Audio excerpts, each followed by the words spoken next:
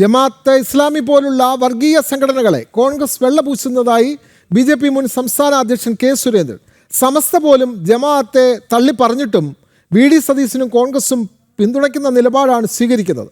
മുസ്ലിം ലീഗിനെയും ജമാഅത്തെ വിഴുങ്ങി. UDF അധികാരത്തിൽ വന്നാൽ താക്കോൽ സ്ഥാനം ലീഗിനാവുമെന്നും സുരേന്ദ്രൻ കോഴിക്കോട്ട് പറഞ്ഞു.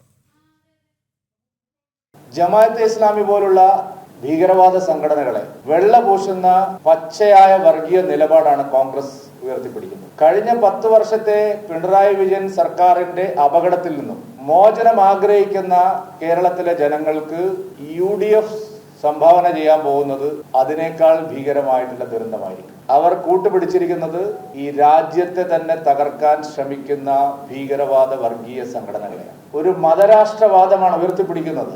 ഒരു മത ഭരണകൂടത്തിന് വേണ്ടിയാണ് ജമാഅത്തെ ഇസ്ലാമി പരിശ്രമിക്കുന്നത് എന്നുള്ളത് പരസ്യമായി വ്യക്തമാക്കപ്പെട്ട നിലപാടാണ്. ആ ജമാഅത്തെ ഇസ്ലാമിയെ പേരിനെങ്കിലും സമസ്ത കഴിഞ്ഞ ദിവസം തള്ളി പറഞ്ഞു. പക്ഷേ VD സതീശനും കോൺഗ്രസും മുറുകെ പിടിച്ചിരിക്കുക.